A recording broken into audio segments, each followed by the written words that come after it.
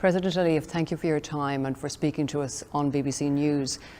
Do you intend to fight for every square inch of Nagorno-Karabakh and the surrounding 7 territories? Our position was very clear from the very beginning. We were ready and we're still ready to stop any time when Armenian side will commit itself to the liberation of the occupied territories. And I'm saying this from the very beginning of the war, that if Armenian Prime Minister publicly will make a commitment that they will liberate the occupied territories, we will stop.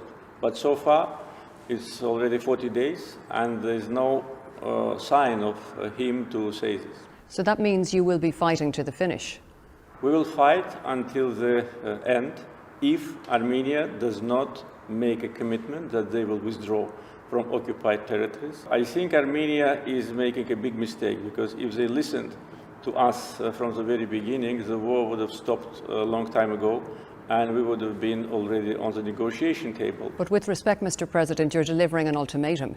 You are saying that they have to agree to give up all of this territory, and then there can be talks. That's a very big precondition for talks. No, not exactly, because what I'm saying is based on the basic principles.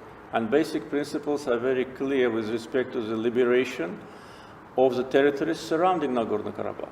It is a very clear message to Armenia, and unfortunately Armenia did not agree to the basic principles which have been elaborated by the Minsk Group co-chairs and the previous Armenian leadership. These basic principles say that at the first stage they have to liberate 5 occupied territories, at the second stage 2, but already 4 out of 5 has already been liberated. Therefore, if they do it, when they will liberate part of Agdam, when they will liberate Kelbecer and Lachin, we will stop. So just to be clear, President, because these locations are not familiar to our international audience, are you saying that if the Armenian leadership agrees to vacate the territories outside of Nagorno-Karabakh, you will stop, you will not fight on? Exactly, that's the position which I articulated many times. At the same time, this is not the whole, issues on the negotiation table. Of course, after that, we will work on the return of Azerbaijani refugees to Nagorno-Karabakh, because before the war of the 90s, there have been 40,000 Azerbaijanis living in Nagorno-Karabakh, and the percentage of Azerbaijani population was 25%. So they expelled them all, and after that committed the ethnic cleansing, and then announced independence. But the fear is that if you take control of Nagorno-Karabakh by force, that you may do exactly the same. There are very strong fears being expressed by Armenia that there will be ethnic cleansing of their people. This is groundless accusations. First, if Armenia really is concerned about that, why they do not agree to the basic principles? Because if basic principles are confirmed, and Armenia will make a commitment, which I for many times already am demanding from them, then everything will stop. So you are not asking them to withdraw from Nagorno-Karabakh. You are asking only for the territories alongside. We demand implementation of UN Security Council resolutions, which were adopted back in 1993, which demanded immediate, complete and unconditional withdrawal of Armenian troops from the occupied territories. With respect to the Armenian population of Nagorno-Karabakh, they will continue to live there. They are our citizens. And I, on many occasions, expressed this position. Well, with respect, President Aliyev, you were saying that the Armenians will consider to live there as your citizens. You have very recently said, and I'm quoting you here, if they do not leave, we will chase them like dogs. Now, that's hardly the kind of statement that would make people feel safe. Please, be accurate with my statements. What I said, I meant those who continue to occupy our territories. I meant Armenian military political leadership. I meant so-called authorities of Nagorno-Karabakh, this criminal junta, which already, by the way, ran away. And I got information that the so-called leader of Nagorno-Karabakh is already in Yerevan. So I meant them. I didn't mean Armenian people. So are you saying that you will give an absolute guarantee that there will be no ethnic cleansing of Armenian citizens in Nagorno-Karabakh? Yes, we are not Armenians. They committed ethnic cleansing against us. They expelled all Azerbaijanis from Nagorno-Karabakh and 7 surrounding districts. Thus, we have 1 million refugees as a result of the ethnic cleansing policy of Armenia. But we will not behave in the same way. We will not take revenge. I said many times, when even they bombed Ganja, when they bombed Barda, when they bombed other cities and killed 92 people, civilians, I said we will take revenge on the battlefield. Therefore, taking into account this official position and the fact that there are thousands of Armenians who live in Azerbaijan and nobody is ethnically cleansing them, why should we do it there? Well, with regard to the Armenians who are living here in Azerbaijan, we have been told that many live in fear, that they change their surnames because they do not want to be identified openly as Armenians. So how can Armenians in Nagorno-Karabakh have confidence that they will be safe? This is wrong information. There are well, it's coming from people who are here. Well, maybe somebody got married and changed the name. That's usual practice here. But no. There are many Armenians who live here and we know that they're Armenians. And by the way, I can tell you, not many people know that. The sister of the former Armenian defense minister, Arutyunyan, lives in Azerbaijan. You know, if you would like, we can organize a meeting with her. Therefore, this is not actually fear, this is Armenian propaganda. But if there's propaganda, President Aliyev, there's clearly propaganda on both sides. There is institutionalized messaging against the Armenians, which takes place here. It's part of the state dialogue. People have been primed to have hatred for the other side. Are you actually expecting them to be able to coexist? Why they can coexist in other parts of the world? Do you know that there are villages in the neighboring Georgia where Armenians and Azerbaijanis live together in the same village? They live together in Russia, they live together in Ukraine, they live together in Azerbaijan, in many other parts of the world.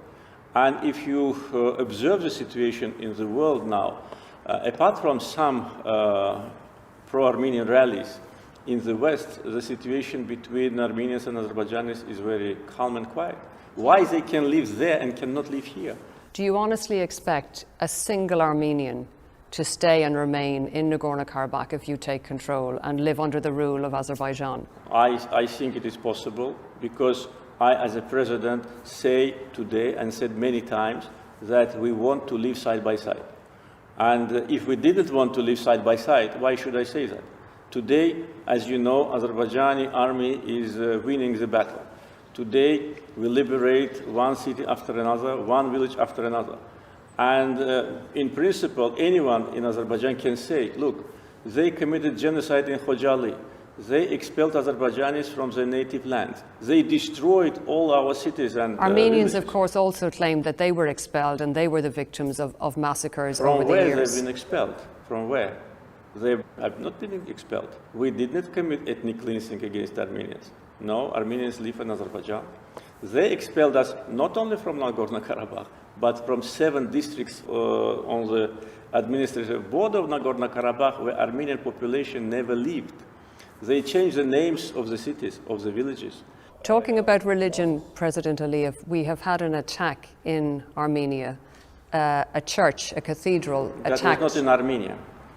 We have had an attack in Nagorno-Karabakh, I beg your pardon, a church which was shelled twice on the same day.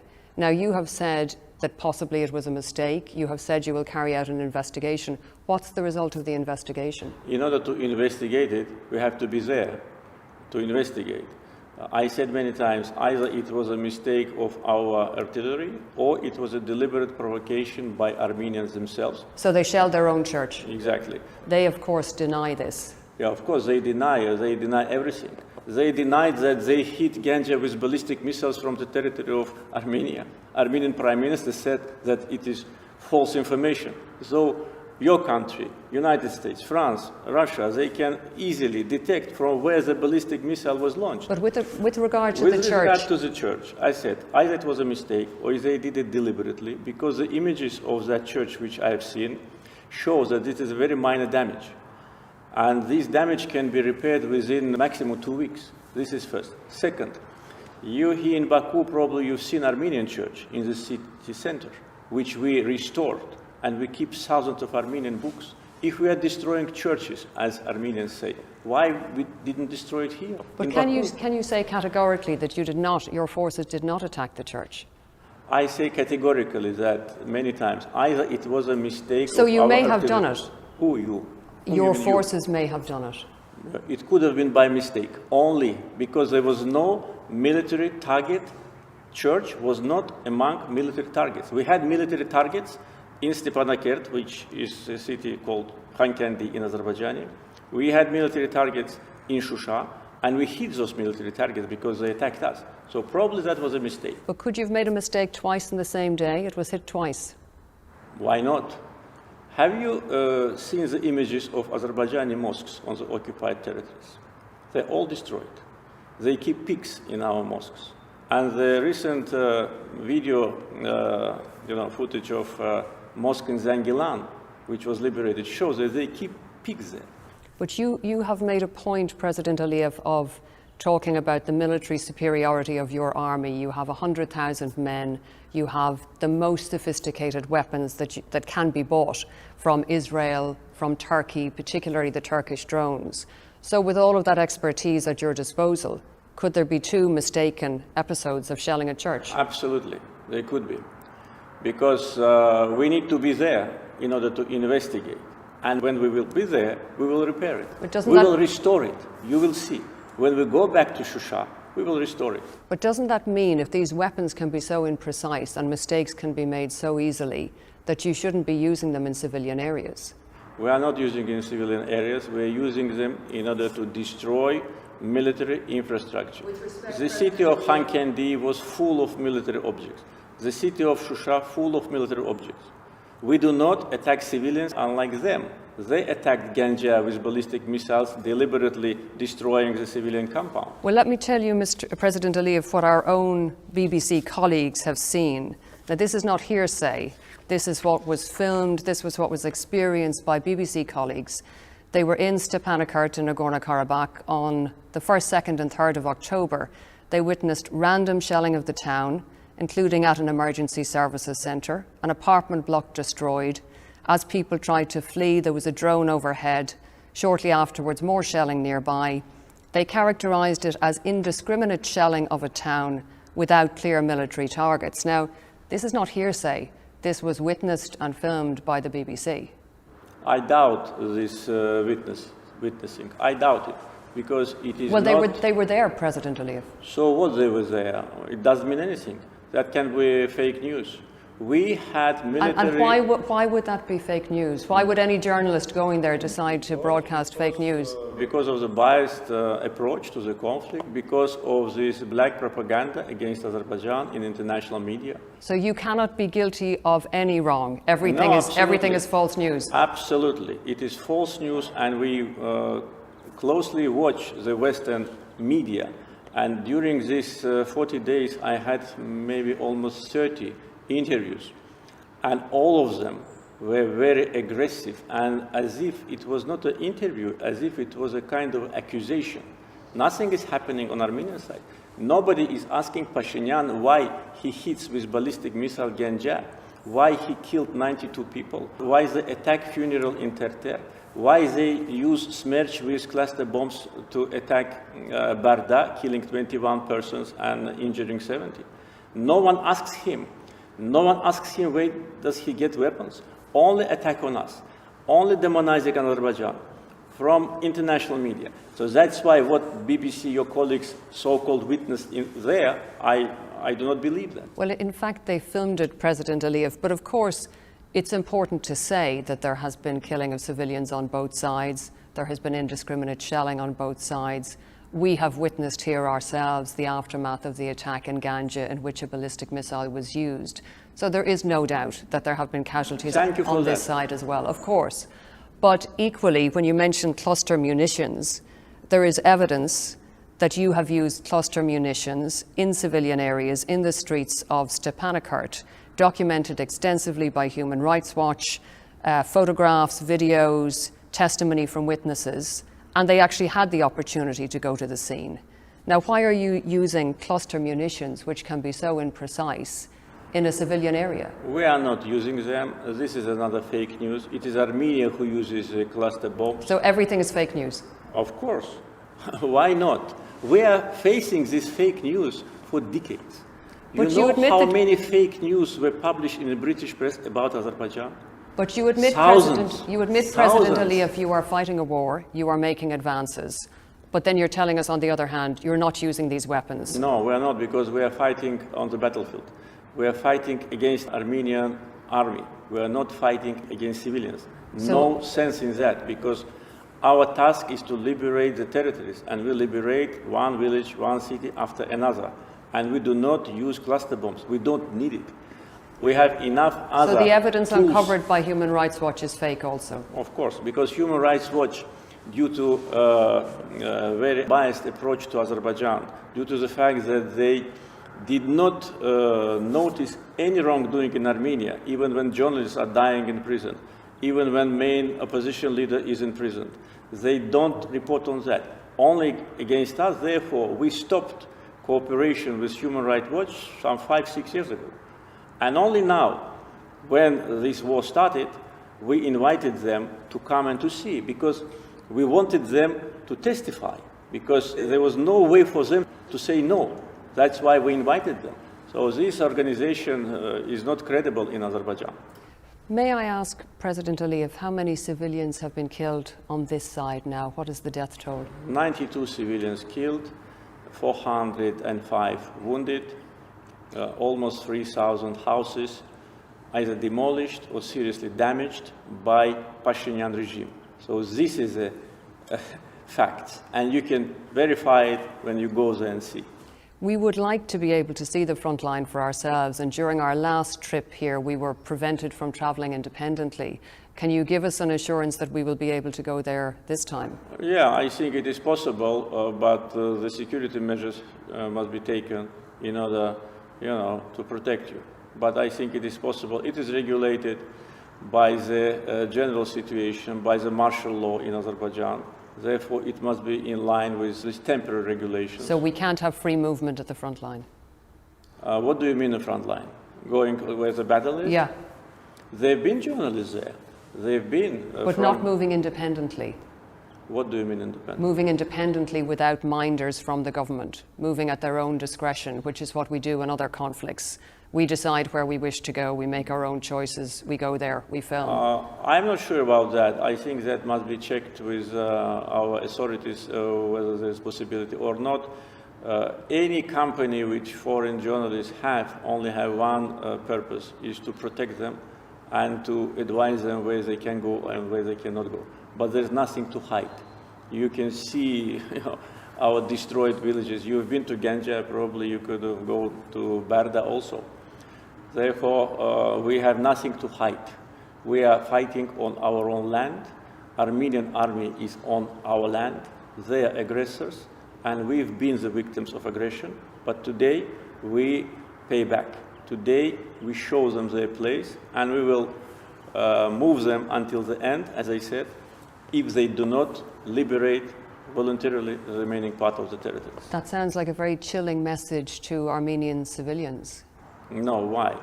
We already talked about Armenian civilians. We have nothing wrong, in communications with them. And I said many times, and I think what I say, I keep the word, that after we liberate the territory from these criminal gangs which occupied our territory, Armenians in Nagorno-Karabakh will live much better. They will have more salaries because the salary in Azerbaijan is higher, more pensions because pension in Azerbaijan is 3 times higher in Armenia. They will have all the social protection. We will invest in those areas largely. They will get rid of poverty. Will they have the full range of human rights which people here in Azerbaijan do not have? Will they have a fully free media? Will they have an opposition that's allowed to raise its voice? Will they be allowed to have things that people here in Azerbaijan do not have? You think they do not have it?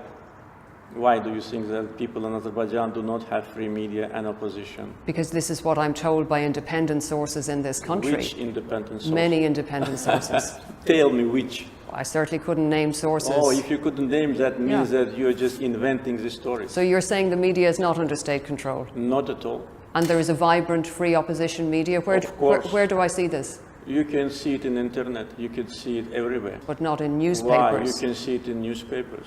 Whom do you call opposition here? Can I ask you? Well, is there allowed to be an opposition here? Yeah, it is allowed, of course. I mean, NGOs are the subject of a crackdown. Journalists are the subject of a crackdown. Not at all. Critics are in jail. No, not at all. None of this is true. Absolutely fake. Absolutely. We have free media. We have free internet. Now, due to the martial law, we have some restrictions. But before, there have been no restrictions. And the number of internet users in Azerbaijan is more than 80%. Can you imagine the restriction of media in a country where internet is free, there is no censorship, and there are 80% of internet users? We have millions of people on Facebook. How can you say that we don't have free media? This is, again, a biased approach. This is an attempt to create a perception in Western audience about Azerbaijan. We have opposition, we have NGOs, we have free political activity, we have free media, we have freedom of speech. But if you raise this question, can I ask you also one? How do you assess what happened to Mr. Assange? Is it a reflection of free media in your country? We're not here to discuss No, my let's country. discuss. No. Let's discuss. No, President In order Aliyev. to accuse me, saying that Armenians will not have free media here, let's talk about Assange. How many years he spent in Ecuadorian embassy? And for what? And where is he now? For journalistic activity. You kept that person hostage, actually killing him morally and physically. You did it, not us, and now he's in prison. So you have no moral right to talk about free media when you do these things. Returning to the conflict, how Yeah, long... better return to the conflict, because this is not what you like. You like only to accuse, only to attack. But look at the mirror. Look, I tell many times, before coming and lecturing us, and in your question, accusing me, it's not a question, it's accusation. You talk like a prosecutor. Why? If you're so democratic and so objective, why you keep Assange in prison? For what? You keep him in prison because of his journalistic activity. I'm not keeping him in prison, President Aliyev. But You don't like this. It's not a question of don't like. You are it's not used to this. It's not the because subject you are of our used interview. only to attack. It's not the subject of our Only. interview. And with respect, No, President it is not the Aliyev, subject of interview, but you raise it. you raised it. No, you raised it. You raised the case You of said Assange. Armenians, if you don't have a free media in your country, how Armenians can live without opposition? That was your accusation. You've answered the question, President Aliyev. Could I ask you, going back to the conflict, as you say, 40 days and counting, how long do you expect this to continue? Is this going to be a battle through the winter? Nobody knows. Again, coming back to the beginning of our conversation, if Pashinyan tells today that, yes, I accept basic principles and I will liberate part of Agdam, Kalbajar, and Lachim in 1 week or in 2 weeks, we will stop immediately. But he doesn't need to give you a guarantee for liberating the rest of Nagorno-Karabakh. You are speaking about the territories on the outside. I just want to be very clear Yes. to understand your position. That's the basic principles. On the basic principles, we have very clear picture. Liberation of 7 districts, then return of Azerbaijani IDPs, then return of Azerbaijani people, refugees, to Nagorno-Karabakh. So he has to give you Nagorno-Karabakh also? He has to allow Azerbaijanis to go back there, to go back. So to you don't Shusha. need to be in control of Nagorno-Karabakh? Well, what do you mean, the control? Do you need to take physical control of Nagorno-Karabakh and remove the Nagorno-Karabakh Defence Forces, remove any Armenian official presence? Or are you saying that you would be satisfied if your civilians are allowed to return? In the basic principles, which Armenia did not accept, and they are not valid because Armenia did not accept them. In the basic principles, there is a provision that Azerbaijanis will return there and they will be living there in peace, in security, with security guarantees. We did not go too far in negotiation process in order to specify what kind of governance will be there. Our position is there must be a certain level of self-governance, like a municipal governance or cultural autonomy for Armenians, but we didn't go too far. And if Pashinyan did what I asked from the very beginning, when we liberated Fizuli, then, the war would have stopped. And we would have talked now about how to move on the negotiation table. But he doesn't make this commitment. Therefore, if it continues like that, we will continue. There is no other way. We will go until the end before we restore territorial integrity of the country, which is recognized by the whole world. You've made significant advances already and taken territory alongside Nagorno-Karabakh. How soon do you plan to start sending your civilians back? First, we will need to evaluate the damage caused by Armenian state against Azerbaijan and against the property of our citizens. Because in the liberated territories, almost everything is destroyed. I said many times that in the big city of Fizuli, when 10,000 of people lived, we could not find any building in order to put a flag on. So we raised it on a derrick. Therefore, first, we will evaluate the damage. We will invite international experts in order to evaluate the damage which was caused to our ecology, to our infrastructure, to our civilians who lost their houses, and to our state, to our historical heritage, because all the mosques destroyed, all the museums destroyed. This is first. And after that, of course, there will be lawsuits. Lawsuits against Armenian state, and we are already preparing for that. Second, we will need to create at least initial conditions for people to live there. We need to provide, construction materials. We need to invest in infrastructure. So do you think it's a matter of years, realistically? We've already resettled 300,000 refugees and IDPs during all these times of occupation. And the last years were most, impressive, because only this year we are resettling 7,000 families of refugees. So we can, I think, manage to resettle from 7,000 to 10,000 families a year. But of course, for that, we need to have infrastructure. We do it in Baku, where everything is ready. But in those areas where everything is destroyed, we need power stations, we need roads, we need water supply. So all that will take time. I don't know how long it will take, but we will try to do everything to do it in the maximum. One or two final quick questions, President Aliyev, if I may. You have had huge support from Turkey, which is a very strong ally of Azerbaijan. How often do you speak to President Erdogan? Very often, especially now, several times a week. And daily? Not daily, but if necessary, maybe several times a day. We are brothers, we are friends, and when you say huge support, you are right, but I want to specify this is a political support and moral support, nothing more than that. Are there Turkish pilots here piloting the drones that are being used? No.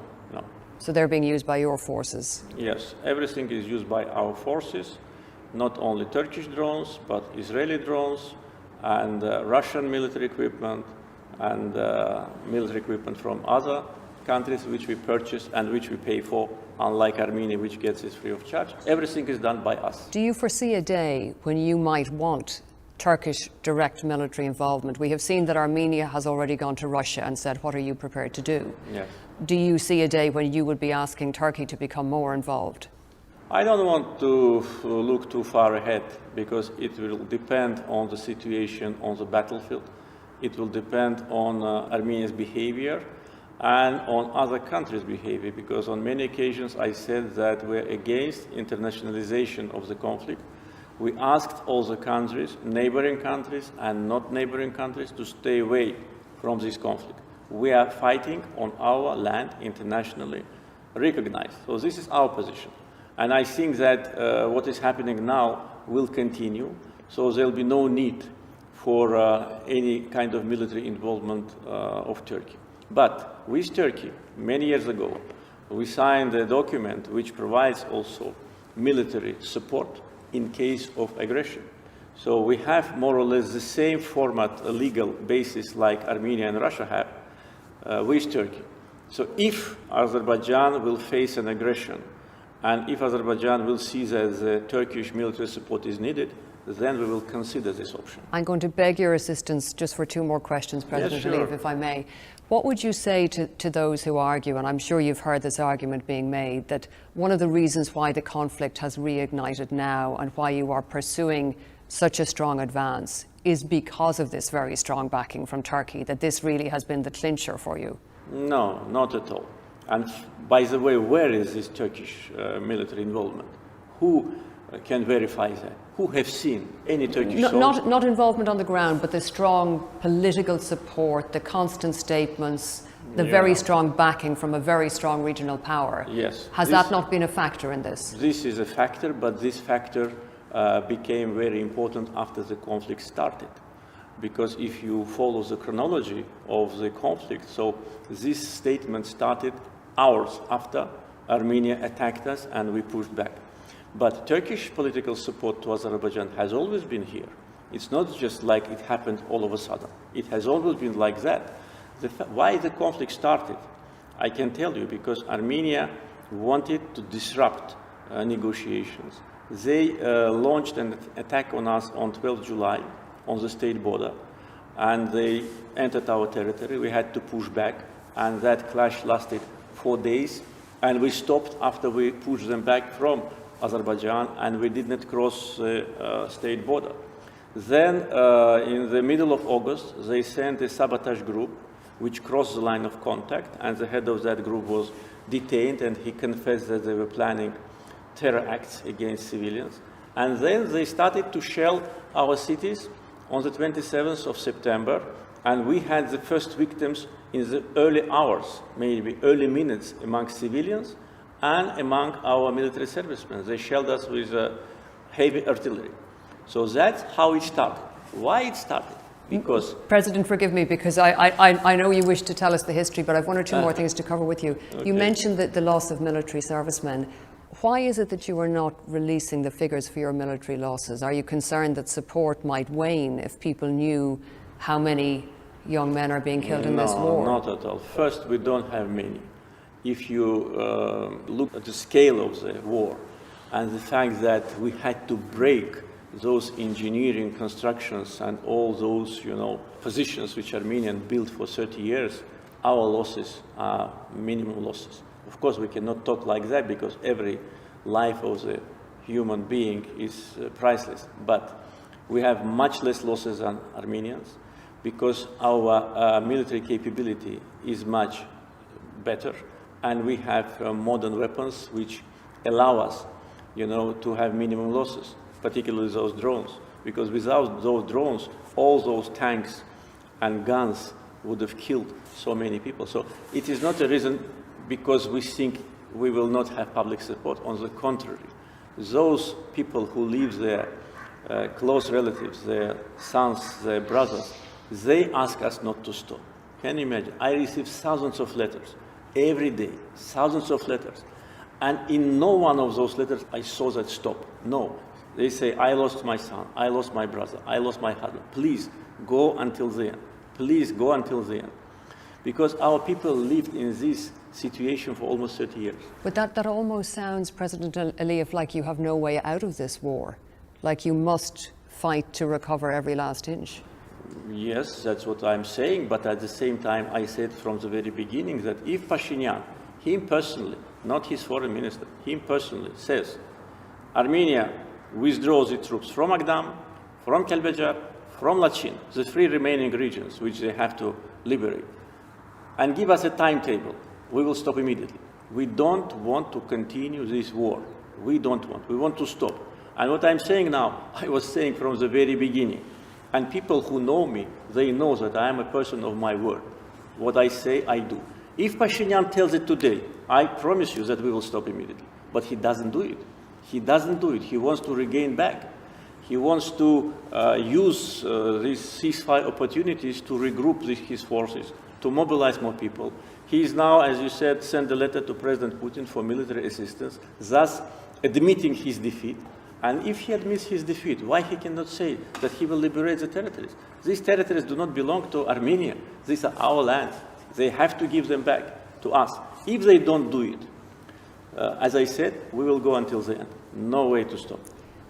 Do you know how many civilians have been killed inside Nagorno-Karabakh by the activities of your forces? No, we don't know. We heard the official information from Armenian Defense Ministry. We do not believe this official information. They say 45 civilians. Yes, I know, 45 or 47. We don't know. I cannot say something which I don't know. But I think that it is much exaggerated, because we did not attack their villages, we did not attack their cities. We only attacked... With respect, President Aliyev, there is documentary evidence of attacks I on did their not finish villages yet. and on their cities. We attacked Hankandi because Hankandi was full of military installations, so we had to destroy them. Civilian houses have been destroyed. Well, it happens sometimes during the war. It happens. We are not so accurate, you know, if the artillery is just next to the house.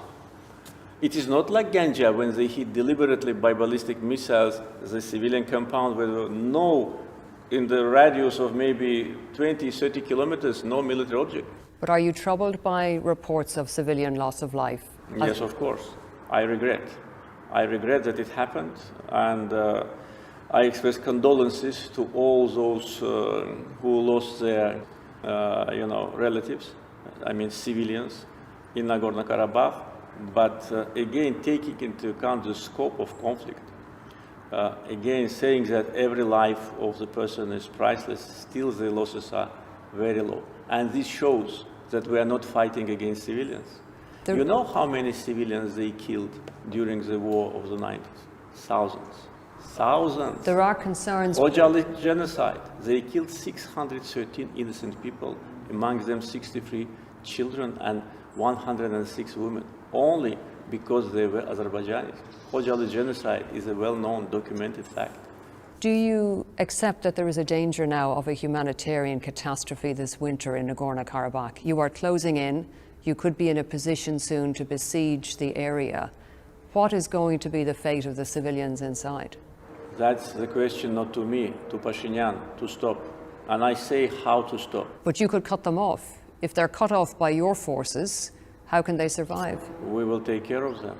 We will take care of them, absolutely. No doubt about that. We will provide them with everything, with food, with water, with everything. No doubt about that. And all our military commanders got a direct instruction from me in the first hours of the conflict that civilians must be taken care of. Do you know the story about two elderly persons whom we found in Gadrut? Just their relatives and the military, they just left them and ran away. So one lady and one gentleman of almost 90 years old. And we brought them here to Baku. We put them to the hospital. And we surrendered them to Armenia. But you know what happened? When that old gentleman was already on the border in Kazakh, far away from here, Armenians refused to accept him. They said he is ill and he will die soon. We don't want him. You know? That's what they've done. And this person, under the care of Red Cross, was put to the hospital. And the lady was surrendered to them. And the man, unfortunately, died. That's how we treat civilians. Therefore, those who live in Nagorno-Karabakh now, they can be absolutely sure that we will take care of them and they will live under Azerbaijani, umbrella much better. But 90,000 of them approximately have already fled. They don't seem to be comforted by these assurances. According to our information, the real population of those who lived in Nagorno-Karabakh was from 60 to 70,000 people. All those figures are highly exaggerated. Therefore, I doubt that 90,000 could flee because the maximum 70. May I ask you a long-term question, President Aliyev? How do you see the future of the South Caucasus? How do you see peace coming here? I mean, do you ever see a day when there will be peace between Azerbaijan and Armenia? Yes, if you ask my position, I think it is possible, but it not only depends on me, it depends only on Armenian side. And during these 40 days of war, on several occasions, I said that I wish to see the day when three Southern Caucasian countries would be, working together. As, for instance, we do with Georgia, our close strategic partner and friend. Look how many projects we implemented with them, how close our relations are. They're based on historical, legacy, and they're based on pragmatism, on balance of our interests. So why Armenia became isolated? Because of occupation. And if you look at the map of, for instance, our energy and transportation projects, you will see that they bypass Armenia. The shortest way for us to deliver our resources to the international markets was through Armenia, and we offered them that in the 90s. We said, look, liberate the territories. Let's build the pipeline through Armenian territory, and then entering Nakhchivan, and then Turkey. We will then combine the interests of all countries. We'll make all countries of the region, in a certain way, interdependent, and that will be a guarantee for peace. They said no. I offered many times, through Minsk Group co-chairs, they can prove it, financial assistance, social programs in Nagorno-Karabakh, and financing from our budget if they liberate territories. They said no. I offered autonomy, the highest possible autonomy in the world. I offered to Nagorno-Karabakh. Armenians said no. They said no to everything. So what happens now is their fault. And by the way, the first president, who was overthrown by Karabakhi clan, published an article saying that what Azerbaijanis are offering now to us, they will not offer. That was in the middle of 90s. And you would accept an autonomous status now for Nagorno-Karabakh? Now I prefer not to talk about that, because now situation on the ground has changed. But I offered this many times, and Armenians rejected. So now what do you want for Nagorno-Karabakh? Nagorno-Karabakh is part of Azerbaijan. It will be part of Azerbaijan as any other region of Azerbaijan. It will depend, again, on what will be Armenian government's behavior. It is still not too late for them to be reasonable. It is still not too late for them to get more on the negotiation table. Because after we take control of other cities and villages, there will be nothing to talk about. So they're losing time. And if they behave reasonably, we can work on some forms of self-governance. We are not against it. But they should not violate territorial integrity of Azerbaijan. They should be based on the best practice which European countries like Italy, like Sweden and Finland have between themselves. Why there should be something different? And then, of course, the peace will come to the region. And I think that, but frankly speaking, with this Prime Minister of Armenia, I don't think that there's any possibility for peace. There must be a change of government in Armenia. Reasonable people must come. Those people which are not affiliated with bloodshed and military crimes. And then I think by joint actions we can create a new format of cooperation in the Southern Caucasus among Azerbaijan, Georgia and Armenia, which used to be in Soviet times. We had friendly relations, we lived together. Is there any compromise that you can offer for the sake of peace? Is there anything that you can say now you are prepared to give? You know, I cannot offer compromise when other sides just is not willing to compromise. You know, during these times, Armenian Prime Minister also on several occasions was, interviewed by foreign journalists, and he was asked, there was one program on Russian TV, they were asking the same questions to me and to him. And when I was asked about compromise, I said what I'm saying to you. When he was asked about compromise 3 times, he said self-determination for Armenians in Nagorno-Karabakh. But this is not compromise. What compromise they're ready to do? And by the way, today the opportunities to compromise is shrinking because we are getting those territories back by force. Our compromise is still on the table, but it is not 100% sure that it will be on the table if we take all these territories back. Then what we will talk about? So for Armenian Prime Minister, for him, for his own sake, it is the best thing is now to listen to me and to say publicly, we liberate Agdam, Kelbecer, and Lachin. And we stop, and there'll be a ceasefire, and if they don't violate it again, and we will come back to those issues which you refer to, status, autonomy, cultural autonomy, community, etc. But we can be fair, and I always fair with our people.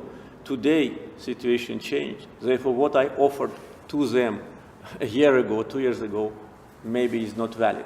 But it is premature to talk about. Have you hope of a peaceful settlement? Yes, I have hope because my hope is based now on our success on the battlefield. My hope is not based on Armenian constructive position because What we've seen on the battlefield, what we've seen in Fizuli, in Jebrail, we saw that they were not planning to liberate the territory. They were just lying to us. They were lying to co-chairs of the Minsk group because they invested so much in these fortifications that they would have never liberated them. It took us a lot of time to take control of Fizuli because of that. And then when we were moving by the Araz River towards state border with Armenia, on several villages, there have been very severe clashes, and it took us several days to break that defense. I wanted to ask, if I may, a question on behalf of our Azerbaijan service of the BBC, and if you would be happy to reply in your own language, I think they would be very happy to have that. Sure. What kind of future do you see here for the people of Azerbaijan after this conflict? Some would say here, and I know you disagree, but some would say that this is a society which still does not have full freedom, full human rights. Do you see a peace dividend if this conflict finishes? Do you see the society here being able to move on from the Nagorno-Karabakh issue, which is so consuming? What future do you see here? Mən hesab edirəm ki, ölkəmizin gələcəyi çox parlaq olacaq. Biz son illər ərzində çox böyük uğurlara imza atmışıq və ölkəmizin həm siyasi, həm iqtisadi sahələrdə uğurları bugün beynəlxalq təşkilatlar tərəfindən də qəbul edilir. Beynəlxalq arenada böyük uğurlar əldə edilib. Azərbaycan bugün çox güclü bir ölkəyə çevrilibdir. Ölkə daxilindəki bütün məsələlər öz həllini tapır. Və əlbəttə ki, Dağlıq Qarabağ münaqişəsinin həlli ölkəmizə yeni nəfəs verəcək. İnsanlar ilk növbədə öz dədə-baba torpaqlarına qayıdacaqlar. Öz yaxınlarının qəbirlərini ziyarət edə biləcəklər. Azərbaycan dövləti mütləq bu işlərdə onlara maksimum köməklik göstərəcək. Biz işğal edilmiş torpaqları, azad edilmiş torpaqları yenidən quracağıq. Evlər tikiləcək, inzibati binalar, xəstəxanalar, məktəblər və beləliklə ölkəmiz üçün yeni bir dövr başlanacaq. Bu yeni bir dövr böyük imkanlar açacaq. Təkcə iqtisadi sahədə yox, eyni zamanda siyasi münasibətlər sahəsində hesab edirəm ki, müsbət meyllər daha da güclənəcək. Azərbaycan beynəlxalq arenada öz rolunu daha da artıracaq. Azərbaycana olan hörmət daha da artacaq ki, biz güclü dövlət kimi öz ərazi bütövlüyümüzü bərpa edirik və ədaləti bərpa edirik, beynəlxalq hüququ bərpa edirik və beləliklə ölkəmizin gələcək inkişafı əminəm ki, çox uğurlu olacaq. Biz bugünə qədər bütün qarşımızda duran vəzifələrə uğurla çatmışıq. Bütün bəyan etdiyim hədəflər onlara biz çatmışıq və ərazi bütövlüyümüzün bərpası, torpaqlarımızın qaytarılması mənim prezident kimi başlıca vəzifəm idi. Mən şadam ki, bu vəzifənin öhdəsindən də şərəflə gəlirəm və Azərbaycan xalqının dəstəyi ilə və zəhməti və cəsarəti hesabına biz torpaqlarımızı qaytarırıq. Və Azərbaycan xalqının fədakarlığı bir də onu göstərir ki, biz böyük xalqıq, biz birlik nümayiş etdirmişik və bu birlik bizi daha da gücləndirəcək, ölkəmizi daha da qüdrətli ölkəyə çevirəcəkdir. Great. President Aliyev, thank you so much. You've been very generous with your time this morning, and we're very grateful. Thank you for your questions. Thank you.